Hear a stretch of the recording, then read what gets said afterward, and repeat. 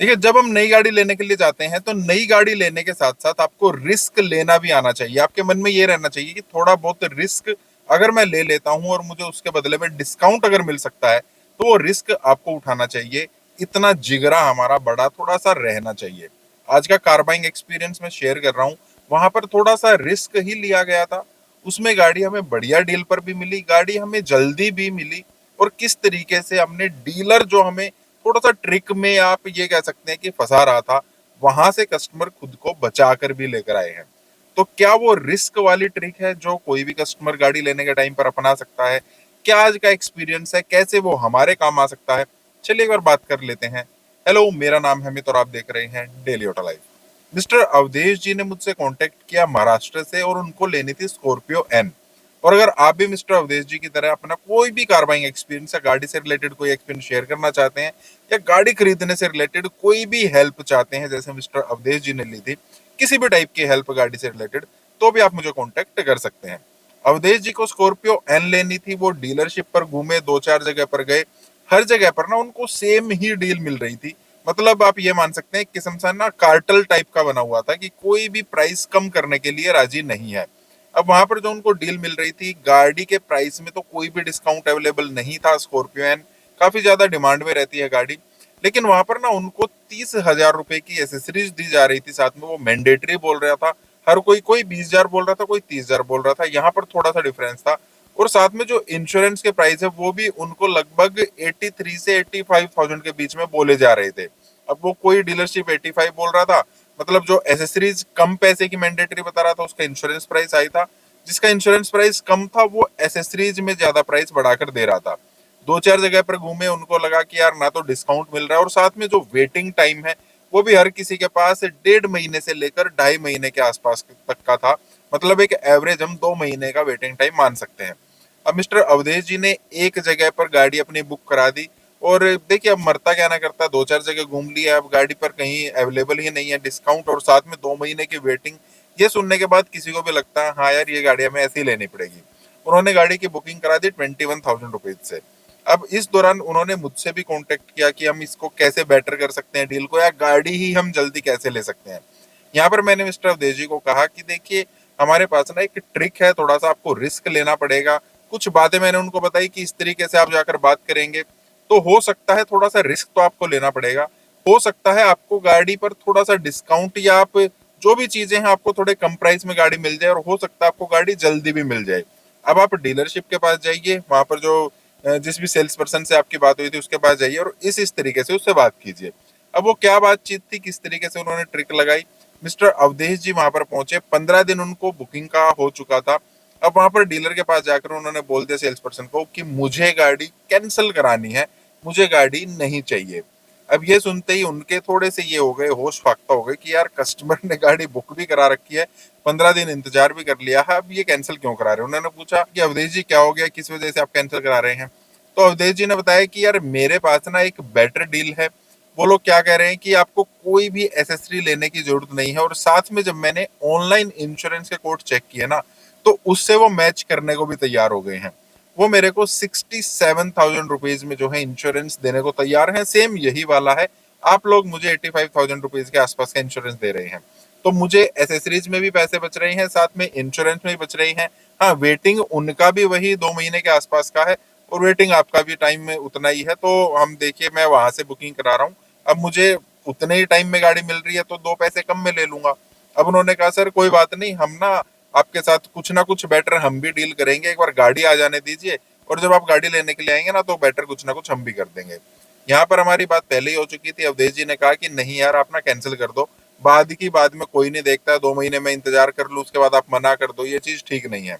तो अपने मैनेजर के पास गए, वहां से आए, उन्होंने कहा सर हमारे पास ना और भी थोड़ी सी अच्छी डील हम आपको दे सकते हैं। जो एसेसरीज वाला पार्ट है चलिए वो हम हटा देते हैं।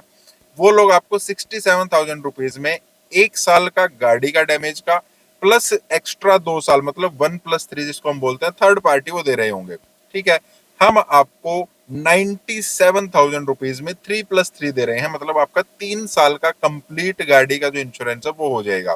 देखिए, जो वो 1 साल का होता है ना उसमें कंपनी थोड़ा सा डिस्काउंट कम करती है, लेकिन 3 साल वाले में मैंने मैनेजर को बोल दिया आपको डिस्काउंट मिल जाएगा। और इससे कम इंश्योरेंस आपको ऑनलाइन भी नहीं मिलेगा। ऑनलाइन आप देखेंगे तो आपको लगभग इतने का ही मिलेगा, वो मैं आपको करा सकता हूँ। अब मिस्टर अवधेश जी ने मुझसे कांटेक्ट किया, मैंने कहा ठीक है यार, डील बढ़िया है, कोई दिक्कत नहीं है। उसके बाद उनकी बुकिंग वहीं पर रह गई। लेकिन एक सिचुएशन और रह गई थी ना, अभी गाड़ी आने में तो टाइम था, और ये डील बनने के बाद ऐसा ना हो कि जो डीलर के बंदे हैं वो थोड़ी सी हमारी गाड़ी और भी लेट कर दे। पहले 2 महीने था, अब 3 महीने कर दे, यार ज्यादा कुछ बच नहीं रहा है। तो मैंने कहा कि ठीक है, अभी आप आ जाइए, कोई बात नहीं, आप शांति से बैठ जाइए। 5-7 दिन के बाद अवधेश जी फिर से गए, हमारी फिर से बात हो गई थी। वहां पर जाकर उनको फिर से बोल दिया कि आप हमारी गाड़ी कैंसिल कर दो। अब वो फिर से कहने लगे, सर अब क्या हो गया, और कहीं से बेटर डील मिल रही है क्या, कुछ और है क्या, अब क्या हो गया, हमने आपकी डील वगैरह सब बना दी है।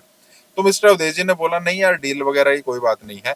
डील वगैरह मेरे को इतनी ही मिल रही है जो आपने बताया है, मैंने एक जगह और बात की थी। अब उन लोगों ने कहा है कि वो मुझे कल गाड़ी दे देंगे, उनके पास कोई गाड़ी आई खड़ी है, किसी और कस्टमर की है या कोई और ले नहीं रहा है, मतलब वट जो भी है, सेम डील में मुझे कल गाड़ी दे रहे हैं। अभी आपकी गाड़ी आने में 1 महीने का टाइम और भी है। अब यहाँ पर डीलरशिप ने कहा, सर 1 मिनट रुके, देखते हैं हम क्या कर सकते हैं। अब देखिए, यहाँ पर बार बार जब कैंसिलेशन के लिए डायरेक्ट जा रहे हैं, और मैंने ना अवधेश जी को पहले यही बोल दिया था कि अगर वो बाई चांस कैंसिल करते भी हैं, किसी भी पॉइंट पर कैंसिल करते हैं, तो ये रिस्क आपको उठाना पड़ेगा, आप कैंसिल करा दीजिएगा। हालांकि मुझे काफी ज्यादा श्योर था कि कैंसिल बहुत कम होती हैं इस तरीके से गाड़ियां, लेकिन फिर भी अगर वो कैंसिल करते हैं तो आपको थोड़ा सा रिस्क ये उठाना पड़ेगा कि सेम डील आपको कहीं और मिल तो रही है, आप वहां पर बुकिंग कराएंगे, 1 महीना लेट आपको गाड़ी मिल सकती है। इतना ही रिस्क है, बाकी ज्यादा रिस्क आपके पास नहीं है। उसके बाद वो फिर से अपने मैनेजर के पास गए, वहां से फिर से आए, बोले सर हम आपको ना परसों गाड़ी दे देंगे। अब यहाँ पर अवधेश जी ने बोला, यार ठीक है, मैं मान लेता हूँ आप मुझे परसों गाड़ी देंगे, लेकिन ऐसा भी तो हो सकता है ना कि परसों तक जिस डीलर से मैंने बात कर रखी है उनकी गाड़ी बिक जाएगी, क्योंकि स्कॉर्पियन वैसे ही डिमांड में है। परसों मैं आपके पास आऊंगा, आप लोग बोले कि गाड़ी तो है ही नहीं, मैं तो बीच में अटक गया। तो उन्होंने कहा, सर ऐसी बात नहीं है, चलिए। वो उनको स्टॉक यार्ड में लेके गए। उन्होंने कहा कि ये गाड़ी आई हुई है, आज ही आई है, कल ही आई है, इनको जस्ट सिस्टम में हमें रजिस्टर करना है, उसके बाद ये गाड़ियां बिकने के लिए हमारे पास तैयार हैं, किसी कस्टमर की आई हुई है, एक कस्टमर को हम थोड़ा डिले कर देंगे, इनमें से एक गाड़ी, ये वाली गाड़ी आप देख लीजिए, उसका चेसी नंबर वगैरह सब उनको नोट कराया गया कि आप इसकी फोटो ले सकते हैं। परसों ये गाड़ी आपके नाम हो जाएगी 100%, अगर आपकी पेमेंट वगैरह सब कुछ फिट रहा तो हम उसमें कोई भी दिक्कत नहीं करेंगे। अब ये गाड़ी आपको परसों मिल जाएगी, आप डील को यहीं पर रहने दीजिए। उसके बाद अवधेश जी ने बोला कि चलो ठीक है, कोई दिक्कत नहीं है। और 2 दिन के बाद, मतलब जब भी उनका परसों आया था, उस टाइम पर मिस्टर अवधेश जी अपनी गाड़ी लेकर आए।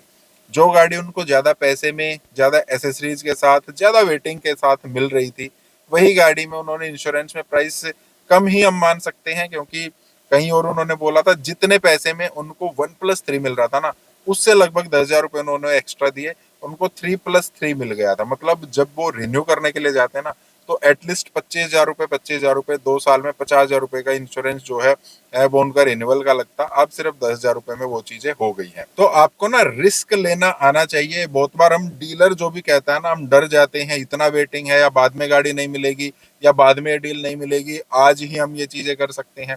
तो बहुत बार हमें वो डराते हैं। फॉर द टाइम बिंग हम डर भी जाते हैं, लेकिन बाद में जब दिमाग शांत होता है ना, तो उन चीजों को दोबारा से अप्लाई करने के लिए डरना नहीं चाहिए। रिस्क थोड़ा सा हमें भी उठाना होता है, जहां थोड़ा सा ज्यादा रिस्क होता है, फायदा वहां पर भी थोड़ा ज्यादा होता है। फिर से कह रहा हूँ, आपके पास कोई भी एक्सपीरियंस है गाड़ी खरीदने से रिलेटेड, या आप गाड़ी खरीदने से रिलेटेड कुछ पूछना चाहते हैं, कोई क्वेश्चन है, गाड़ी कौन सी ले, डीलर के स्कैम से कैसे बचे, डील कैसे समझे, बहुत सारी चीजें होती हैं, तो भी आप मुझे कांटेक्ट कर सकते हैं। बाकी इस टाइप के वीडियोस के लिए आप लाइक करना, चैनल को सब्सक्राइब करना। मिलते हैं, थैंक यू, बाय।